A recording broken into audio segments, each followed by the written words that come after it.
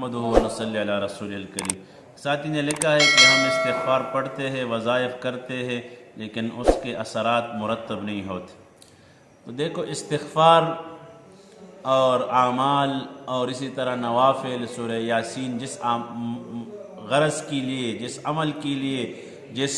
خواہش کے لیے یا جس کام کے لیے آپ کوئی عمل کر رہے ہیں، تو سب سے پہلے یہ ذہن میں یاد رکھو کہ جس طرح دوائی آپ کرتے ہیں، علاج کرتے ہیں، تو اس کے ساتھ پرہیز بھی ضروری ہے۔ اگر آپ پرہیز نہیں کرو گے اور آپ علاج کر رہے ہو تو آپ کو فائدہ نہیں ملے گا۔ اسی طرح اگر آپ استغفار پڑھ رہے ہیں یا کسی نے آپ کو وظیفہ بتایا، بس آپ وہ کر رہے اور بس چلتے پھرتے کر رہے، دھیان نہیں ہے، آپ پرہیز نہیں کر رہے، گناہ سے آپ نہیں بچ رہے، بد نظری سے نہیں بچ رہے، زبان آپ کی قابو میں نہیں ہے، کان آپ کے قابو میں نہیں ہے، اور آپ پیٹ میں حرام جا رہے ہیں، تو استغفار نہیں کہ اگر آپ کعبے میں بھی جا کر پھر استغفار پڑھو گے تو فائدہ نہیں دے گا۔ استغفار پڑھو، اور اللہ کا وعدہ ہے، نوح علیہ السلام سے بھی اللہ فرماتے ہیں فَقُلْتُ اسْتَغْفِرُوا رَبَّكُمْ إِنَّهُ كَانَ غَفَّارًا يُرْسِلِ السَّمَاءَ عَلَيْكُمْ مِدْرَارًا وَيُمْدِدْكُمْ بِأَمْوَالٍ وَبَنِينَ وَيَجْعَلْ لَكُمْ جَنَّاتٍ وَيَجْعَلْ لَكُمْ أَنْهَارًا مَا لَكُمْ لَا تَرْجُونَ لِلَّهِ وَقَارًا۔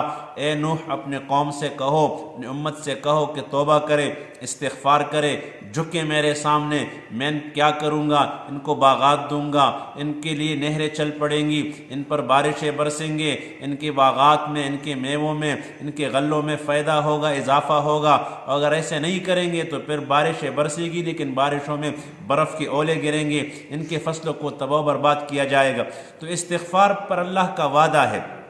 اور دوسری بات میرے نبی فرما رہے کہ من لزم الاستغفار، جس نے اپنے اوپر استغفار لازم کیا، سہل اللہ فی کل ضیق مخرجا وکل ہم فرجا ویرزقہ من حیث لا یحتسب۔ جو اپنے اوپر استغفار لازم کرے، کھانے پینے کی طرح، سونے کی طرح، تو ان کے لیے کیا ہے؟ اللہ کے نبی نے فرمایا میں ان کو گارنٹی دیتا ہوں کہ زمین آسمان اگر اکٹھے ہو جائے اور زمین آسمان ایک ہو جائے، ان کو ہر تنگی میں اللہ راستہ دے گا، اور ایسی جگہ سے اللہ ان کو رزق دے گا کہ ان کے وہم و گمان میں بھی نہیں ہوگا۔ تو لہٰذا استغفار کے ساتھ یہ بھی ہے کہ ہم